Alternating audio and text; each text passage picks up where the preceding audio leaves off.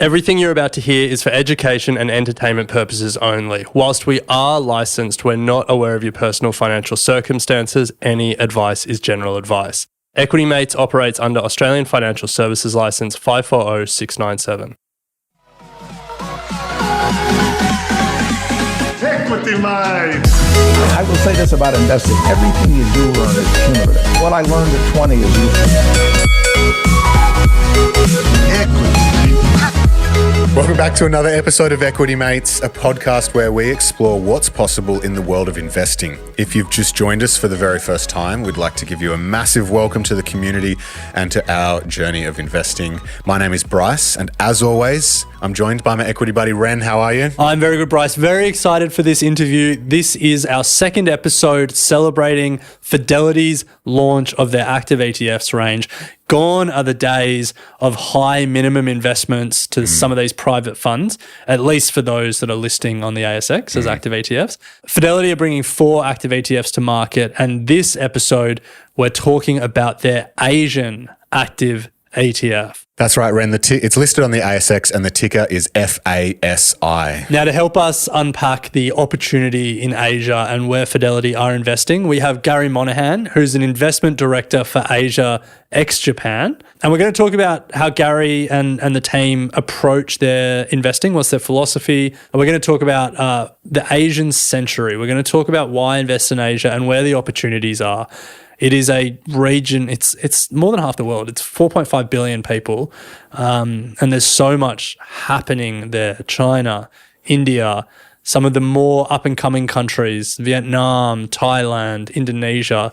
There's a lot happening, and Gary's on the ground. We're going to speak to him from Hong Kong. So it'll be interesting to hear all that. And then we've asked him for a couple of stocks, and we're going to do a couple of stock deep dives to close out the episode. Now, this episode was recorded on the 23rd of May, just to contextualize some of the numbers that are given throughout the interview. And we should say a huge thank you to Fidelity for supporting this series and allowing us to keep content free for the Equity Mates community. But with that said, let's get stuck in. It is our pleasure to welcome all the way from Hong Kong, Gary, to Equity Mates Investing Podcast. Gary, welcome. Thank you very much for having me. So, Gary, we want to start with your investment philosophy and the investment approach for the Asia Active ETF. So let's start with your investment philosophy. How would you define it? Yeah, so for the Fidelity Asia Fund, essentially it's a very concentrated portfolio. We say typically 20 to 35 stocks. The reality is more in the low 20s. In fact, actually today we're at 19 positions in the portfolio. So we do like to take relatively punchy positions, put our capital where our assessment of companies is. The stock selection really revolves around 3 factors, right? You've got looking at fundamentals. So we're looking at how a company operates, the industry that it operates within. So how is that industry changing? How is that company, winning or not in that space? And then we try and distill it down to really decide how we're different to the market in terms of earnings, and also how this translates through to returns, which are potentially changing over time as well. So that's on the fundamental side. We spend a lot of time on sentiment as well. What's our assessment on how the market views a stock, or, how the market is positioned? What is the market thinking compared to us? And really, what is the risk that our view, which could be different to the market, is wrong, right? And we spend a lot of time on the sentiment side. Obviously, things that pique our interest are markets or stocks that fall, and it comes into your radar. Quite often it falls for a good reason, right? So sentiment isn't just the only thing to look at, but it's like, right, what's going on? Has the market overreacted? If they've thrown the whole baby out of the bathwater, and then they're sort of, picked through the wreckage essentially overall. And then you've got to put it down to valuation. So we're always valuing companies according to our view on those factors, on sentiment and of fundamentals, and really looking at what our view on the valuations are over the next 1, 2, and 3 years, and how is that compared to the market, and do we think there's value in the company accordingly? That's on the, let's call it the stock selection side. Of course, the other important factor is on portfolio construction, so like risk management and position sizing and such. And there's a couple of things that come to play here. Of course, you're thinking about liquidity and those types of factors, because that does matter. But we also spend a lot of time looking at correlations between the stocks in the fund. Make sure that there is, as best we can, have low correlation between all of the positions. In a concentrated fund, you don't want 6 or 7 stocks that are highly correlated, because that becomes a thematic bet, right? So we're looking for low correlations. So you have each individual stock kind of brings something different to the table, potentially. And then that then ensures that stock selection drives performance. But at the same time as well, always assessing what can go wrong. Where could we be wrong? What can go wrong? And as much time, in fact, probably more time is spent figuring out where can we be wrong and where can we be right. And that helps, hopefully, in falling markets, protect you on the downside as well, because unfortunately markets do go down. So you have to be ready for that as best you can. I love that description of your investment philosophy, Gary. I think there were some elements, like we've spoken to a lot of experts who speak about trying to find quality businesses, but I think far less speak about trying to understand what the market sees in a business, where the sentiment is, and where you sort of have a differing perspective to the market, because that's really where the money is made. You're right, because you often hear about we're looking for quality. Of course, you want good quality companies, but you can make good money in companies that aren't high quality, however you define quality, but they're so cheap, so unloved from a sentiment perspective, that you just need things to get slightly less, slightly more love, slightly less worse, and you get a really, really strong re-rating. Now, they're probably not your long-term multi-year winners, but they're nice stocks to pick up and generate alpha along the way. And as long as you can really understand that, I think that you can sort of delve into those areas to make some potentially good money in areas that might not be deemed high quality long-term winners. Can you help bring that investment philosophy to life through some of your fund's holdings? Like where is some of the stocks where the market might think one thing and you might think slightly differently? Well, right now, think about the China consumer space overall. Now, China is probably, has been for a long time, everyone's underweight.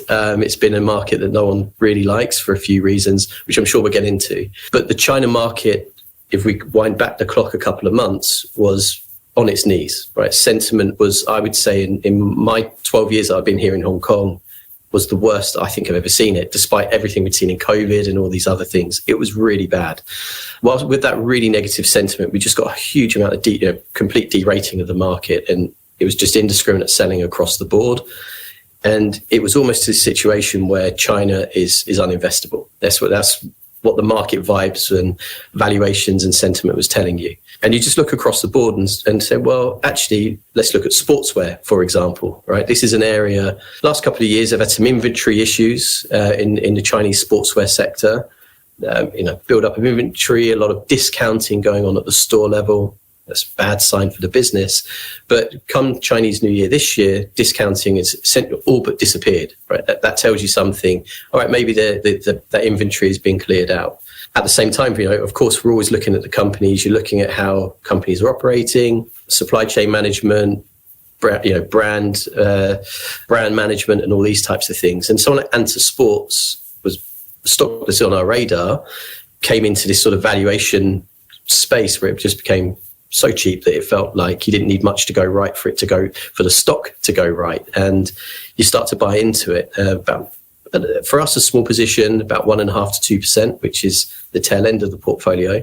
But with the absolute view that in the China space, yes, the economy is not necessarily booming, but when you dig through the details, there are spots of the economy that are doing quite well. Sportswear, actually, funny enough, being one of those.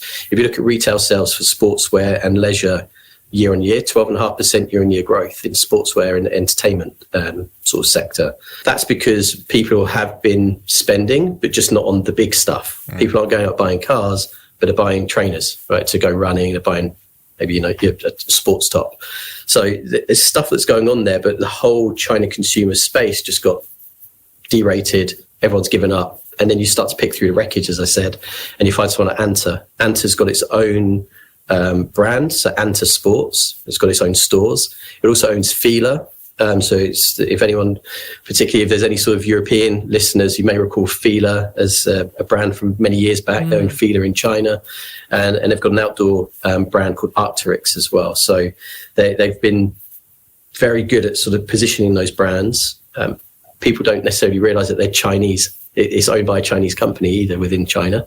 It's something that we think can make some decent money, over the next 1 to 2 years. So Gary, we're here to discuss Fidelity's Asia Active ETF. So we want to dig into some of the opportunities at a country level, but let's start at the higher level.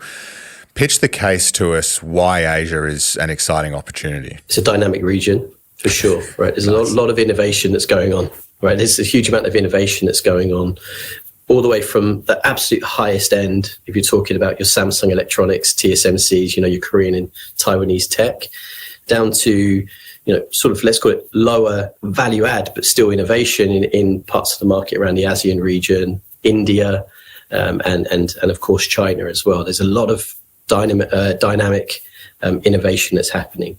You've got a huge population. The demographics in markets like Thailand and China aren't great, but therein potentially lies an opportunity, right? Because as demographics worsen, there are always some winners and losers. But then you've got really strong demographics coming through from other parts of the region, like India and Indonesia, and they can create sort of long-term economic development opportunities as well, which you look at, but you have to bear in mind from an equity market perspective, understand the valuation of those types of stocks as well, because sometimes the market is also aware of those too. So there maybe not so many opportunities at the moment.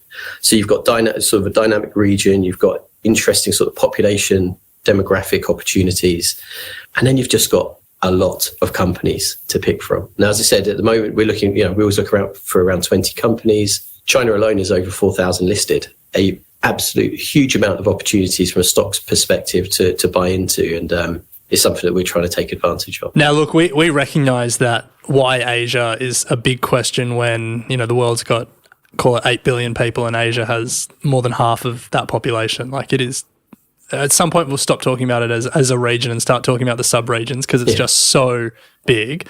But not in this conversation. We're still going to talk about it as the continent as a whole, or the region as a whole. So you've just made the case for why Asia. I guess the adjacent question when we're talking about your active ETF is why active management over passive indexes for the Asian region? Part of this is thinking about your time frame. If you think, right, okay, we want to take advantage of a market that we think is going to go up in the next 2 months. I'm not talking our own book here, but an ETF, okay, jump in and then jump out quick.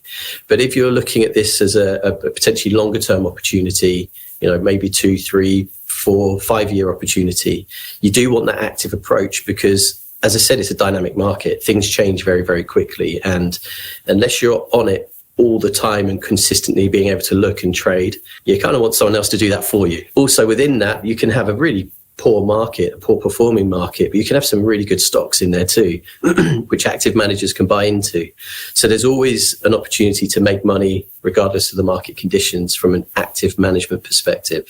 In terms of ETFs, again, it depends on your time horizon and such as well. They can be an opportunity, but from an active perspective, we're always on the ground looking at the companies and trying to avoid the bad as well as buy the good. And that's where you can make as much money by avoiding the bad as well as buying the good, from an alpha generation perspective. An ETF, you get everything.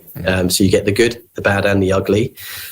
We can, as best we can, avoid the ugly and the bad and buy the good on an active space. And I think if you look over if we take our Fidelity Asia fund, over the last 10 years, we've been managing the strategy in terms of managing it in this highly concentrated way. You're looking at sort of circa 400 basis points outperformance net of fees over per annum. So that's where the value is in an active approach, potentially over an ETF. You said there, Gary, that you're always on the ground and looking at companies, and the development story in Asia is certainly one that needs to be seen to be believed.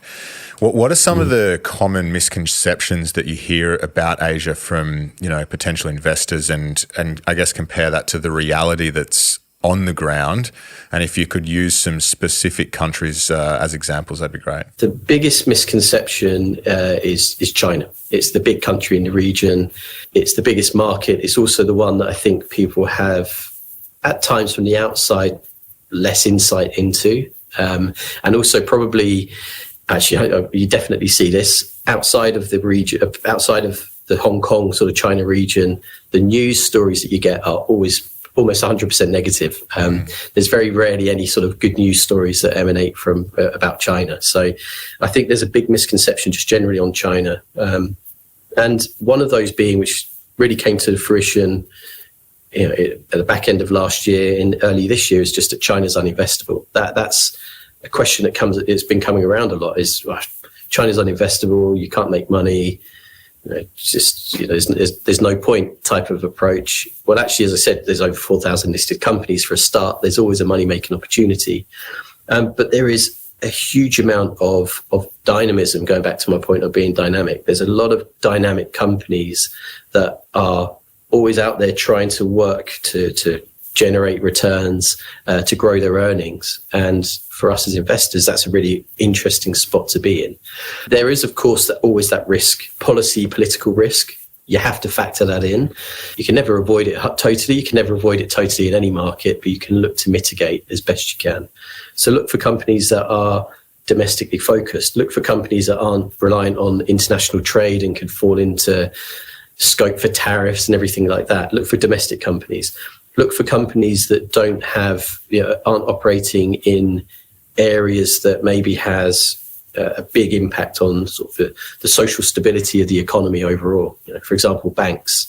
You just know that banks are state-owned. They're going to be working on behalf of the government. They're going to be maybe doing what's best for the economy, which doesn't mean it's necessarily the best for equity investors, right? So just look for companies that don't get involved in that sort of world, and they can operate and avoid some of those political risks as well. So I think China being uninvestable is a huge misconception. There's a lot of money to be made in China and a lot of opportunities. And did anyone know that year to date, the HSCEI market is outperforming Aussie equities, US equities, Japanese equities, Indian equities year to date? Did not know that. The HSCEI market's up 35% since late Jan. So, and for people who are unfamiliar, that's the HSCI is the Hang Seng, which is the Hong Kong index? Well, the HSCEI is the Chinese companies listed in Hong Kong. There you go. It's outperforming everyone. It's outperforming everyone. And since late Jan, the HSCEI index is up about 35% or so. It's somewhat turned. We can't say that this is, it's going to go up all the time. Yes. It is a market. But it's not uninvestable. And I think that that's something that people have missed because they've just been caught up in this negative sentiment, negative news, thrown it out the back door, not interested. And now you look 3-4 months later and you think, what did I miss? And a lot's gone on. China's a misconception, and China's growth story in our lifetime has just been phenomenal. It'll be one of those things that we look back on and it was like profoundly change the world. It feels like India is kind of having a moment now, maybe not quite the growth story of China, but certainly from an investing point of view, it seems to be where a lot of the focus is in the Asian region. If you were to anoint a country as sort of next up, or a couple of countries as the ones that you're watching as, the right mix of demographics and economic dynamism and investment, where are you looking and who are you backing? You have to think of your time frame. If you're looking 10, 20 years, let's call it generational time frame, it's hard to look past India. Demographics, as you said, is great. I mean, there's a big population now, bigger than China. It's a young population. So there's a lot of opportunities there for that sort of economic development story. So if you can play into that, that's a great opportunity. The trick there is if it's a 20-year investment, put your money in now and just try not to look because it will be a bumpy journey potentially. If you're looking shorter term, there may be some more legs to run on the China story in the shorter term from where we are right now. But there are a lot of risks, right? And I've talked about the good stuff. There are risks to this, which we can get into. But it just feels that at this valuation level where China is trading below its long-term historical valuation, where sentiment has been really negative, you just need things to get slightly better and you can get a bit more sort of juice in the tank from the China market. But there are a lot of risks. There's a lot of risks around the property market, which is the absolute massive elephant in the room. But if they can sort of start to put a floor, let's say the policymakers can start to put a floor on the property market in China, it creates a really strong base for potentially shorter term performance overall. It's hard on a longer term view, 3, 5, sort of 10-year view, to look too far beyond the the tech giants, the TSMCs and Samsung Electronics of this world that are front and center of what seems to be let's call it the new revolution of AI and such. They're really a big part of that, and those types of companies can play a big role in long-term structural opportunities in the tech side too. So one country that I get particularly excited about, and especially sitting here in Australia, it feels like it is so under-watched and under-reported on. It's literally the country with the 4th largest population in the world, and it's right on our doorstep, and most Australians don't think about it, and that is Indonesia. Do you have much of a view on where Indonesia is and where it could go? And I don't know if you've invested in it in the fund. We have invested in the fund. We've got one Indonesian stock right now, a company called ITMG. The demographic story is very interesting in Indonesia. The challenge here is it's however many hundreds of islands, and the infrastructure needs to improve somewhat to really capitalize on the resources that they've got and the population opportunity that they have. There's been a lot of talk around, will Indonesia take on sort of, let's call it the manufacturing role that China potentially had, being an assembler and such. There is, of course, a great opportunity there. But if you, build an assembly plant on one of these Indonesian islands, let's call it Java, for example, or somewhere, you need to make sure that you've got the whole supply chain near you to be able to really capitalize on that. Otherwise, you're just importing from all over Indonesia and from other countries as well. And maybe is that cost efficient or not? And I think the infrastructure is a bit of a problem somewhat for the development of the economy sort of going forward. But the demographics, as you point out, are fantastic. They've got a lot of resources. If they can get the money, and this is sort of politics really, if they can get the money in the right space, it's great. From a market perspective, for us, there are good companies, that we've liked and often looked at the banking sector, for example, some high quality banks, and the banks would be a big part of that development story going forward. But they're also, they're well held by international investors. So you need to just get one policy misstep and you could get a lot of flows out of those stocks, which could drive a bit of a derating. But beyond that, there's probably a lack of liquidity at the moment still in that market. And to really, for us to get into that market, we need to see a bit more broad-based liquidity sort of coming through and those companies coming through. That being said, yep, you're right. On an economic development perspective, it's got a good chance, shall we say. It's got the right ingredients in place. That's interesting. So, Gary, we want to turn to a couple of deep dives on some stocks in the portfolio that I think illustrate the philosophy that you spoke about, the 3 factors around how the company operates, its industry, your view on earnings, and then also, I guess, the sentiment and what the market thinks about it. So you've bought a couple for today. Let's start with Samsung. So can you just give us a refresher on what Samsung is, the business units within it, and then we'll go from there. Yes. So Samsung is, as you'd be aware, essentially a big sort of technology conglomerate. Really, it's got 3 main sort of segments of its business. It's got the consumer electronics, which I think most people will be familiar with, the televisions, the smartphones. So that's a big chunk of their business. They've got memory, so sort of high bandwidth memory, so DRAM and NAND memory that they're in. And for us is a really interesting part of the business. And it's what probably attracts us to it more than anything. And it's got an increasingly growing sort of foundry business, this sort of, sort of microchip sort of foundry business, which is probably sort of mid to high single digit percentage of the business overall. But in time could be, a growth area as well for the future. It's got a bit of an option on the company. What's attracted us to the company? Well, actually, we've liked for a while SK Hynix. So SK Hynix in Korea is a pure memory player. So they are, all about memory. And I think you may be aware, memory is very, very important for like the new age AI servers and such. So NVIDIA get their memory, their high bandwidth memory from SK Hynix predominantly, for their sort of GPUs and such. That stock, SK Hynix, has done exceptionally well, right? It's done very, very, very well for us. It's got to a point now where the price to book, though, is trading at really very, very high levels to where valuation starts to get a bit shaky for us. And everyone knows about it. Sentiment's really positive, and that's when we start to trim.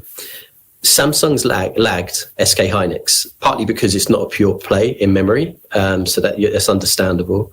But something that we've started to get interested in is that Samsung themselves have kind of essentially put their hands up and said SK Hynix has led the way on high bandwidth memory. For various reasons, we've not been up there at the top table, but we know that the likes of Nvidia need another supplier, another high quality supplier that can provide this high bandwidth memory in a big way. Samsung's been putting a lot of investment there. In fact, I think this week they've just announced a brand new head of memory, which is considered a bit of a big hitter in the memory space. So they're making very strong moves to move up the value chain to become potentially another supplier to Nvidia. If that happens, you could get a really strong re-rating of that stock, and the valuation differential between Samsung and SK Hynix could close. Now, sentiment, I would say, is not negative on Samsung. Everyone knows, it's a well-known company. I think everyone knows about Samsung, but a lot more focus, I would say, is probably been on SK Hynix because of the pure memory play. And as I said, we've been trimming that down and in favor of in favor of buying into Samsung Electronics from here. A couple of other bits: deep pockets, strong balance sheet. They've actually been, using some of that money to purchase land in, sort of, let's call it cooler mountainous areas in Korea, so they can start to build out data centers. So they've got all of those things because you need cool temperature to keep the temperature of the data centers down. There's a few things that they're doing which we think are really quite smart moves for the long-term sort of growth opportunity for that business. So for us, Samsung is one right now that we've held for about a year now, but one that we've been adding into in recent months as I suppose an ongoing play into that memory cycle that we think is really interesting. It's fascinating, and it's one where like Samsung is such a business, and like it's so big, it's so established, it's got all these well-known and well-understood business units. And then you're sort of talking about the thesis being around a sort of up-and-coming area of their business. When you're sort of building an investment thesis for the whole company, like how do you sort of balance what's going on in perhaps the slower-growing, more established parts of the business with this new and exciting opportunity? The slower, dare I say, more boring part of the business would be the electronics, televisions and such, commoditized, volume play, relatively lower margin. But you can see that as a stable cash flow into the business, right? It's a defensive part of the company, which creates a bit of a more defensive support for the business. Yes, okay, there's a cyclicality to people buying electronics, of course, but these are products that need to be consistently replaced by consumers. So you've got that type of part of the business that you would just look at the stable cash flows potentially, or how stable those cash flows coming in, and how that cash is used to potentially reinvest to other parts of the business like memory. So you value it accordingly, and we like valuation metrics like price to book for something like Samsung. So Gary, we'll move to the second company, which is Galaxy Entertainment. So let's start at the top again. What is Galaxy Entertainment? What it does, bit about the history, and then we'll go into the thesis. Yeah, so Galaxy Entertainment is a Macau casino operator. So if you go to Macau, Galaxy, there's a Galaxy sort of property overall, but they also own a host of other brands on the Macau Strip as well. So they've got quite a prominent number of properties in Macau. The Macau casinos are a hotbed for tourism, right? Particularly Chinese tourists coming over who like to splurge a bit of cash. So there's a lot of foot traffic that goes through the doors in these. Now, Galaxy themselves are what are considered a locally operated and locally owned casino operator. So if you go to Macau, you've got your MGM, which is owned. The listed entity is MGM China. You've got Sands, and so it's Sands China. So these are US sort of owned, if you like, companies at the highest level. So they're parts of the Las Vegas counterparts. Galaxy being a locally owned operator, maybe in time may get sort of, let's call it, will maybe get a favorable view from the local regulators and such, if we ever get a geopolitical issue, which obviously is a risk as well, because the local regulator will give out the licenses for tables, licenses for new properties to be built, and other such things. So there's a potential sort of just home advantage that Galaxy has. Why the Macau casino operators, though, and why Galaxy in particular? Well, aside from the fact that it's just it's got that local flavour to it, which could be potentially interesting. It's got very, very strong brand, and it attracts a lot of mass gamers, as we call them. So not your necessarily your very VIP high rollers, but the mass gamers that come in and still spend a decent amount of money on the tables. But it's not just money on the tables either. They've been looking to create what they call sort of integrated entertainment hub. So K-pop bands that might come into the region will more than likely have shows in one of the Galaxy arenas. Big time singers in China and such, they will be doing shows there as well. So there's more strings to the bow than just gambling. The other thing as well for Galaxy, and why we've been looking at it in particular more recently, is that the China consumer, as we talked about earlier, has just been completely sort of decimated by investors. There's been a view that China economy is not coming back. Chinese consumers got really negative sentiment. Don't disagree. But we've got to a point now where Galaxy's valuations are actually similar to what they were during COVID. During COVID, no one was going through the door. Today, they've got a lot of people going through the door.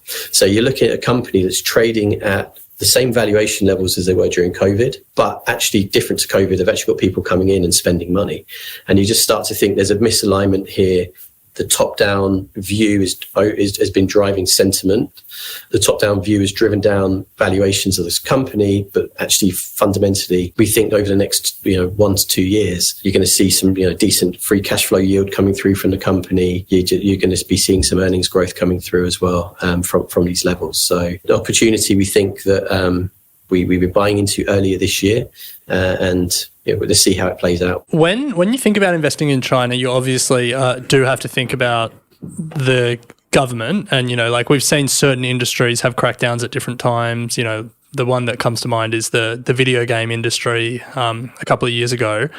And Macau, for me, I've never been. I would love to go. It just sounds wild. Put some bets down. But it feels like at different times it's been loved, and at other times perhaps not so loved by the central government.